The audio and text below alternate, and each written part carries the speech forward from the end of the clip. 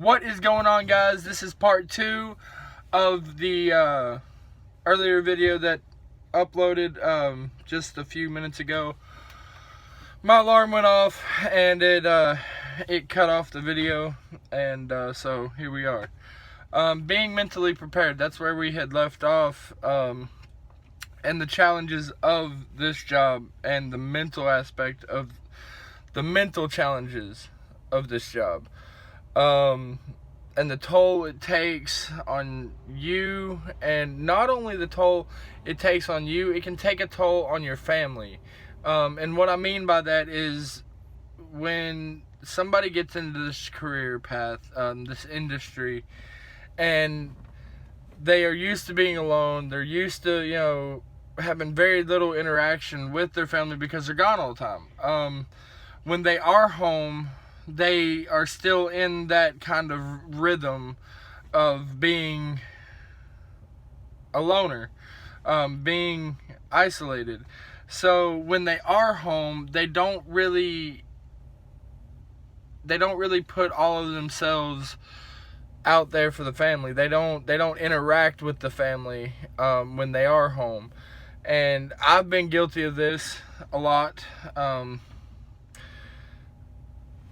But I feel like some home times are better than others, It's not like that all the time, but sometimes you just get into that groove of being alone, doing your own thing, and not really having anybody to be around to, ask you to go do stuff or whatever.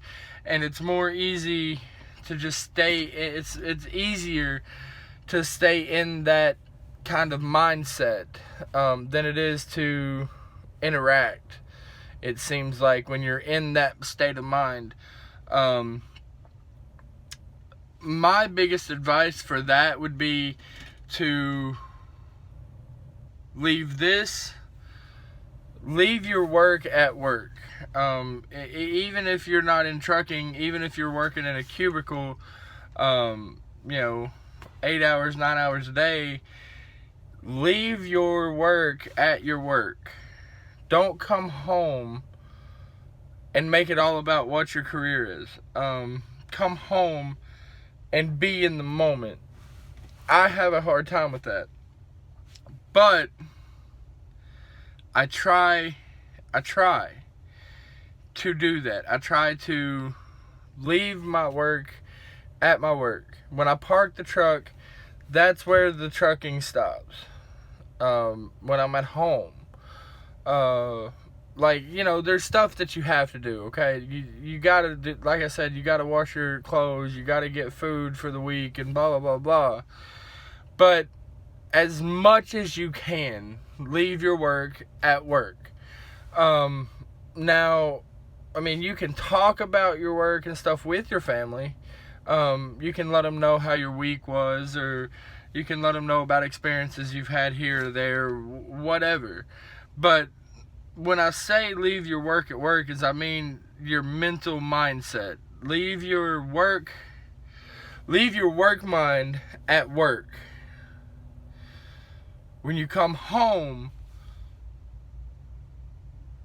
that's your family mind. That should be where your family is, up here. And that's where your focus is on your family. Not, oh damn, that asshole cut me off Thursday and it just ruined my whole weekend. There's no reason for it. Or like I said, getting into the groove of being alone and everything else, you're not alone when you're home. For the most part, you're not alone. So what I do is, when the kids, I say kids, but my siblings come over on the weekends, and I try to spend time with them. I try to ask them how their week was, what how they're doing in school, all this and that, and I try to spend time with my dad. I try to get out of that, I try to get out of that mindset of well, I'm alone, I'm gonna sit here and watch videos, or I'm gonna sit here and, you know, create a video. You know, it just, you got to get out of that mindset. Now, this is a job. To me, YouTube is a job that I love to do, but at some point, I would like to see some revenue start coming in from it, and I'm treating it like a business, like a, I'm not saying that right. I guess I would say a business ambition.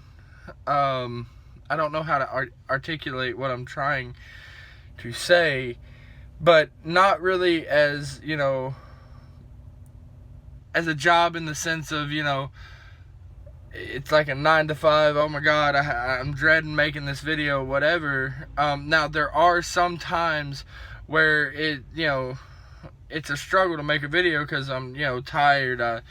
You know, I don't want to do it. You know, I mean, it just is what it is. You know, for the past 2 weeks I've been like that.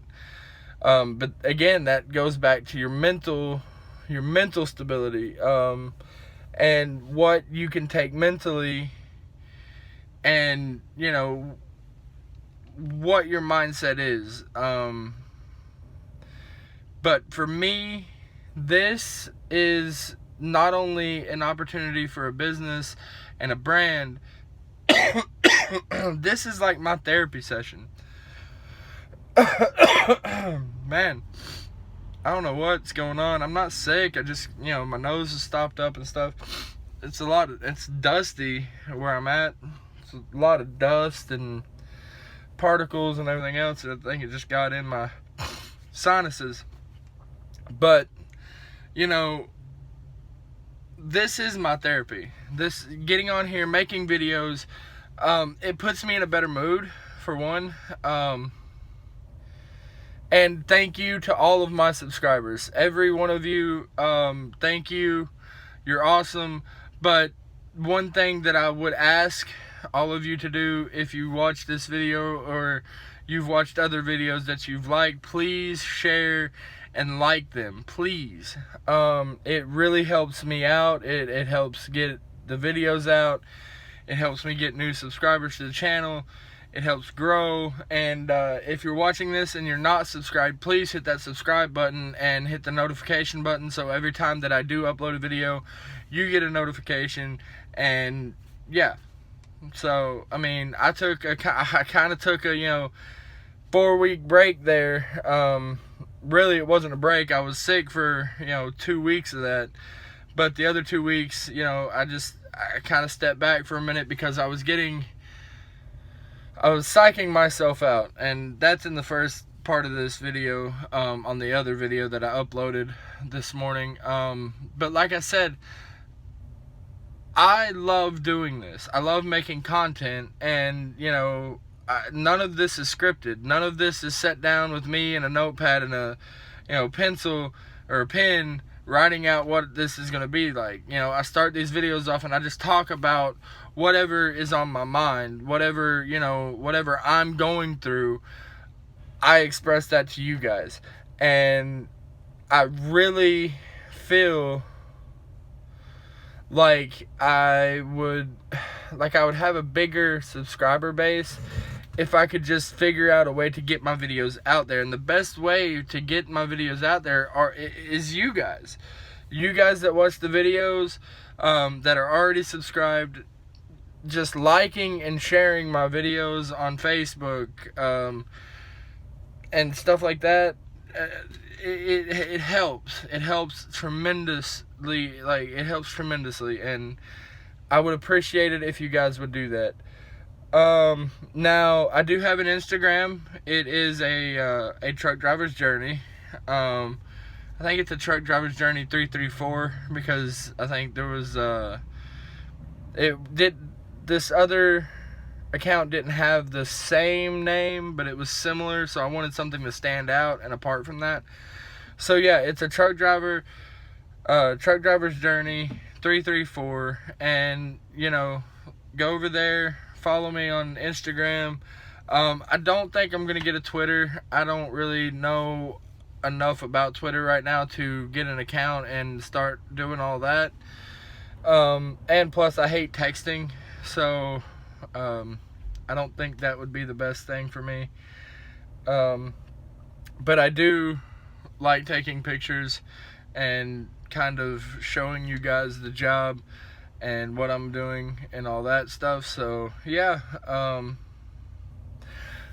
that's all I got right now, guys. I'm actually headed, after I drop this load, I'm actually headed back to our terminal down in Memphis and dropping this trailer. It has some issues with the airlines.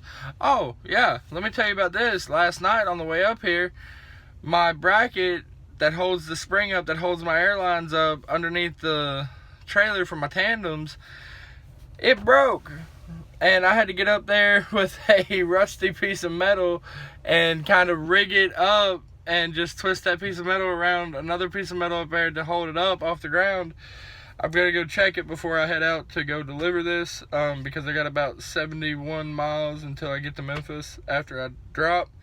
And I want to make sure that it holds until I get down there, because we have our own in-house shop, so they can fix it there, and it won't, cost them anything. They would have sent a truck out to fix it. They would have sent a service truck out, or I could have got it fixed at, Love's or whatever.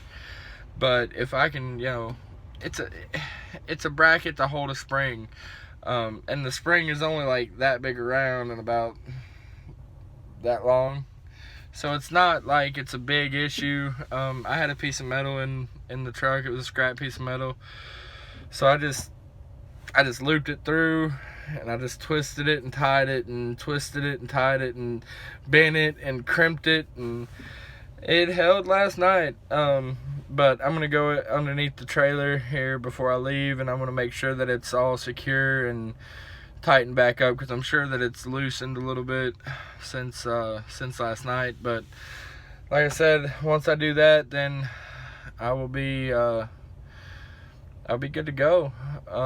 But like I said, I'm gonna pick up there at Memphis, and then I gotta be up in Louisville, I think at like 6 o'clock in the morning. I'm pretty sure 6 o'clock I think is my delivery time. But see, when I deliver in Louisville, I'm going to have to take a 10-hour break. I'll be done. Because I've got to go on duty to go over here to, drop. And then I'll be on duty going to Memphis. And then I'll be on duty, driving going, obviously, to Louisville, Kentucky. So once I get there, they unload me and everything. I might have enough time to go and pick up if it's close. But if not, then I'll have to just take a 10-hour break somewhere around Louisville to get my hours back to go and pick up another load. So yeah, interesting stuff happening.